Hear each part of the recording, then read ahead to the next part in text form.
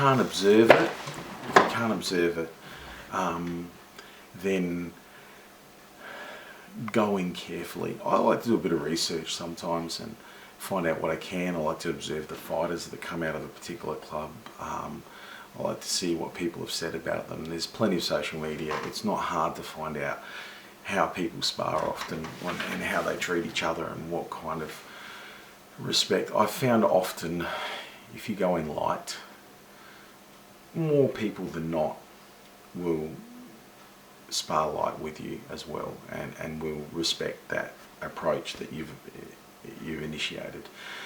Not everyone. Be verbal. Tell people, I've got work tomorrow. I don't need my legs caught. You know, I don't want to get knocked out tonight, so can we ease it back a bit? Thanks very much. Okay.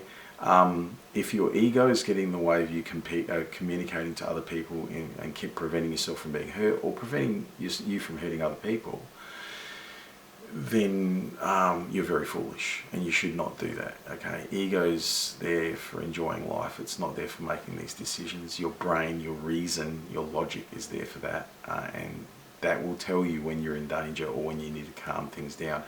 Some people see it as a rite of passage to take on the newcomer and teach them a lesson. There are people like that in many clubs. It doesn't mean the club is generally like that, but you will encounter them.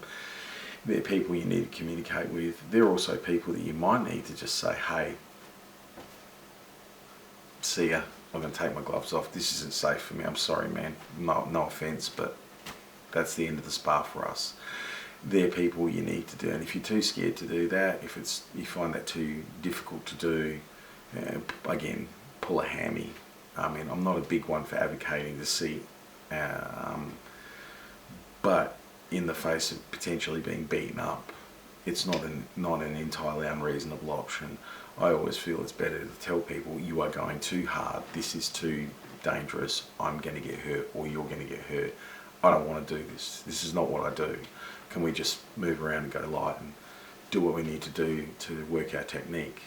As I've said in another video, there's training sparring and there's testing sparring. And testing sparring is not something you need to do very often, even in the course of a year. You need to test yourself out every now and then. But most of your sparring should be light to moderate. It really should. It should be safe. That doesn't mean slow necessarily, though slow sparring is very good for developing techniques and flow. But it does mean with low power, okay, especially to the head. We only have one brain, it's easily damaged. Once it's damaged, it takes a long time to heal. So best to avoid damage to it to begin with. Don't spar with people you don't feel comfortable sparring with. It's that simple.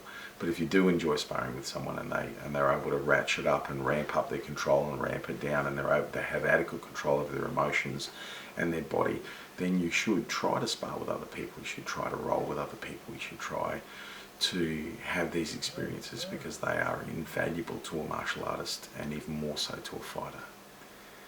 Thanks very much for that. And there'll be more on Does It Matter concerning martial arts, politics, philosophy, and all manner of other things.